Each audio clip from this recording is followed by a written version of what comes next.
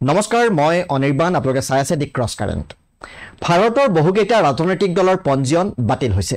দেশৰ নিৰ্বাচন আয়োগে দেশৰ মুঠ ৩৩৪টা ৰাজনৈতিক দলৰ পঞ্জীয়ন বাতিল কৰিছে। শেহতীয়াভাৱে নিৰ্বাচন আয়োগে দেশৰ বিভিন্ন ৰাজ্যৰ ৩৪৫টা ৰাজনৈতিক দলৰ বিৰুদ্ধে তদন্ত কৰিছিল আৰু এই তদন্তৰ পাছতেই ৰাজনৈতিক দলকেইটাৰ স্বীকৃতি বাতিল কৰাৰ সিদ্ধান্ত গ্ৰহণ কৰে। উল্লেখযোগ্য যে পঞ্জীয়ন বাতিল হোৱা ১১৫টা ৰাজনৈতিক দল কেৱল উত্তৰ প্ৰদেশতে আছে। নিৰ্বাচন আয়োগৰ মতে ভাৰতৰ নিৰ্বাচনী প্ৰক্ৰিয়াটো সহজ আৰু ন্যায্য কৰি তোলাৰ বাবেই এই বৃহৎ পদক্ষেপ গ্ৰহণ কৰিছে। ইয়াৰ লগে লগে এইসমূহ ৰাজনৈতিক দলে এতিয়া নিৰ্বাচন আয়োগৰ পৰা কোনো ধৰণৰ সুবিধা লোৱাৰ অৱস্থাত নাথাকিব। যদি দেশৰ কোনো ৰাজনৈতিক দলৰ স্বীকৃতি বাতিল কৰা হয় তেন্তে সেইসমূহ দলে কিছুমান সুবিধা হেৰুৱাবলগীয়া হয়।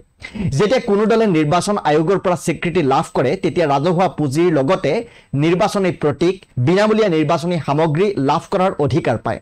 যদি নিৰ্বাচন আয়োগে কোনো দলৰ স্বীকৃতি বাতিল কৰে তেন্তে দলটোৰ সেই সুবিধা আৰু নাথাকে। এতিয়া প্ৰশ্ন হৈছে, নিৰ্বাচন আয়োগৰ পঞ্জীয়ন বাতিল হলে একোটা দলে কি সুবিধা হেৰুৱাব? সংৰক্ষিত নিৰ্বাচনী চিহ্ন স্বীকৃতি দিয়াৰ সমান্তৰালকৈ নিৰ্বাচন আয়োগে প্ৰতিটো দলকে এটা সংৰক্ষিত নিৰ্বাচনী প্ৰতীক দিয়ে। এই নিৰ্বাচনী প্ৰতীকটোৱেই ভোটাৰৰ মাজত দলটোক পৰিচিত কৰাই ৰাখে। কিন্তু যেতিয়া স্বীকৃতি প্ৰত্যাহাৰ কৰা হয় তেতিয়া দলটোৱে এই নিৰ্বাচনী প্ৰতীকৰ ওপৰতো অধিকাৰ হেৰুৱাবলগীয়া হয়। বিনামূলীয়া নিৰ্বাচনী সামগ্ৰী নিৰ্বাচন আয়োগে প্ৰতিটো দলকে নিৰ্বাচনত প্ৰতিদ্বন্দ্বিতা কৰাৰ বাবে বিনামূলীয়াকৈ নিৰ্বাচনী সামগ্ৰী প্ৰদান কৰে, য'ত ভোটাৰ তালিকাৰ লগতে নিৰ্বাচনী ইস্তাহাৰো অন্তৰ্ভুক্ত হয়। স্বীকৃতি বাতিল হোৱাৰ পাছত দলটোৱে নিৰ্বাচনী সামগ্ৰীৰ লগতে ভোটাৰ তালিকা লাভ কৰাৰ সুবিধাৰ পৰা বঞ্চিত হয়।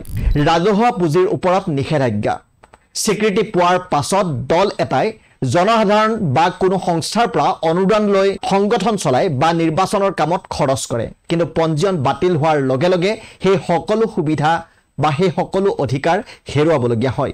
ৰাষ্ট্ৰীয় আৰু ৰাজ্যিক পৰ্যায়ত অধিকাৰ স্বীকৃতিপ্ৰাপ্ত দল এটাই ৰাষ্ট্ৰীয় আৰু ৰাজ্যিক পৰ্যায়ৰ অধিকাৰ লাভ কৰে। ইয়াৰ জৰিয়তে নিৰ্বাচনত প্ৰতিদ্বন্দ্বিতা কৰাৰ উপৰিও কেতবোৰ ৰাজনৈতিক কাম কাজত অংশগ্ৰহণ কৰিবলৈ দলটো সক্ষম হয়। কিন্তু যেতিয়া স্বীকৃতি প্ৰত্যাহাৰ কৰা হয় তেতিয়া সেই সকলোবোৰ অধিকাৰৰ পৰা বঞ্চিত হয়। নিৰ্বাচনী প্ৰচাৰৰ সময় আৰু স্থান স্বীকৃতিপ্ৰাপ্ত ৰাজনৈতিক দলসমূহক নিৰ্বাচনী প্ৰচাৰৰ স্থান আৰু সময় নিৰ্বাচন আয়োগে অনুমোদন দিয়ে।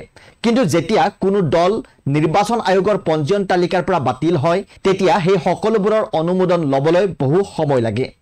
নিৰ্বাচন আয়োগে কোনো এটা দলৰ স্বীকৃতি কিয় বাতিল কৰে? নিৰ্বাচন আয়োগৰ তথ্য অনুসৰি যদি কোনো ৰাজনৈতিক দলে 6 বছৰ ধৰি নিৰ্বাচনত প্ৰতিদ্বন্দ্বিতা নকৰে তেন্তে তাৰ স্বীকৃতি বাতিল কৰিব পৰা যায়। এই দলসমূহক দিয়া সা সুবিধাসমূহ শেষ কৰাৰ সম্পূৰ্ণ কৰ্তৃত্ব নিৰ্বাচন আয়োগৰ হাতত থাকে।